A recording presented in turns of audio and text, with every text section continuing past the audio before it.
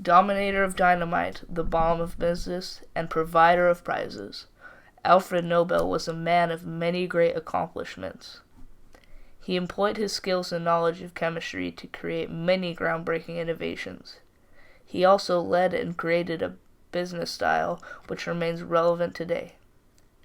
He even left his fortune, which continues to benefit the recipients of the prize, the Nobel Prize.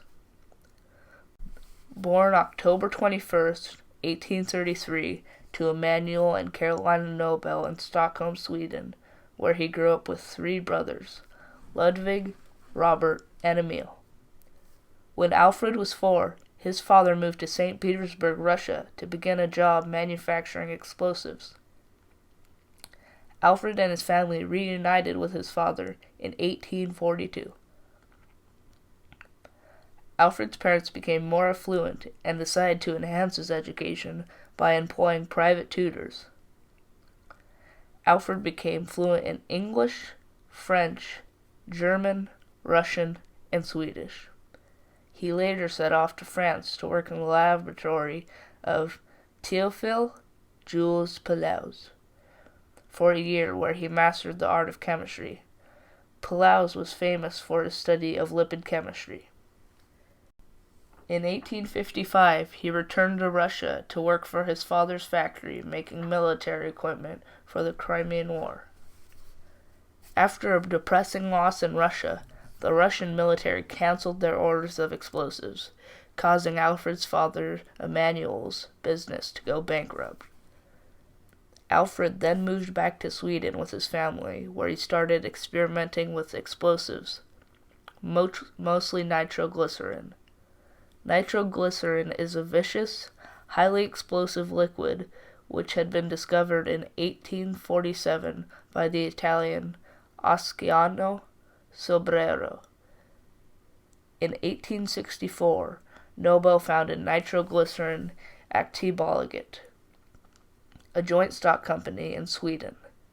A joint stock company is an association of individuals in a business enterprise with transferable shares of stock, much like a corporation, except that stockholders are liable for the debts of their business.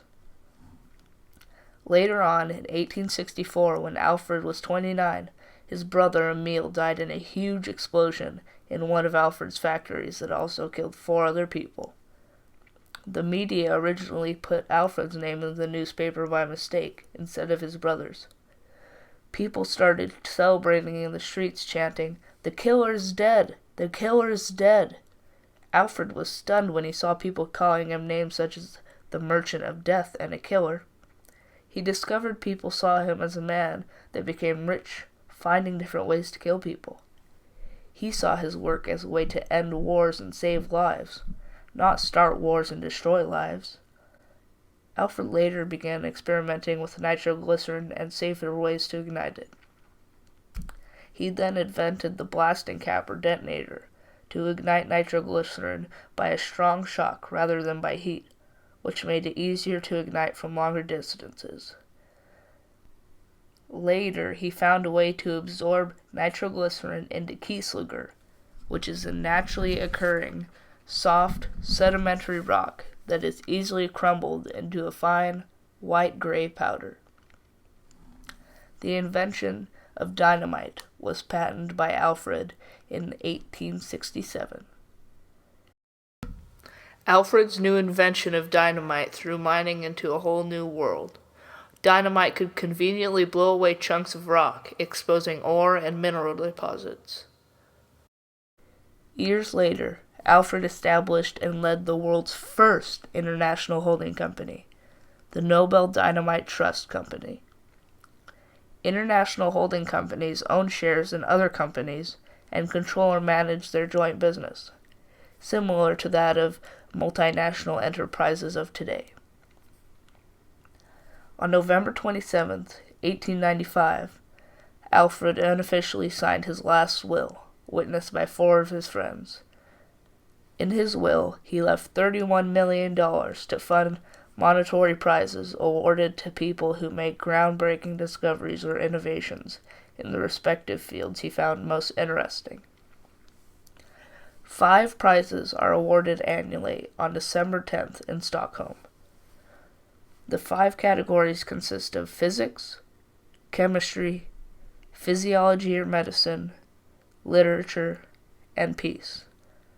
These categories were his favorite interests. He loved poetry and had his own personal library.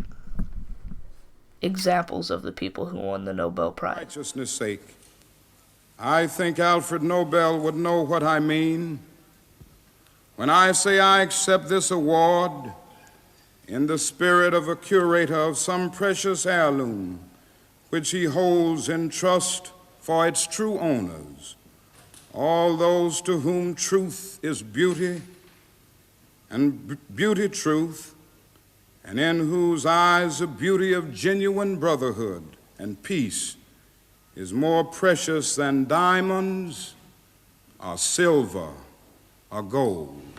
Thank you.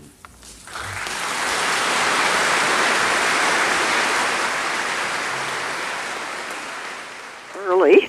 And how did I hear it at first?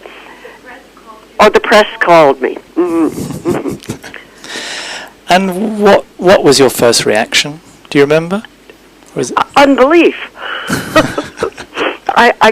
I really couldn't believe it. I was so happy, and I haven't gotten over the delight yet. We can acknowledge that oppression will always be with us and still strive for justice. We can admit the intractability of deprivation and still strive for dignity. Clear-eyed, we can understand that there will be war and still strive for peace. We can do that, for that is the story of human progress. That's the hope of all the world. And at this moment of challenge, that must be our work here on earth. Thank you very much. Alfred Nobel led as a chemist, an entrepreneur, and left one of the most famous legacies known to man, the Nobel Prize. During his lifetime, he made one of the greatest innovations in explosives, dynamite, and the detonator.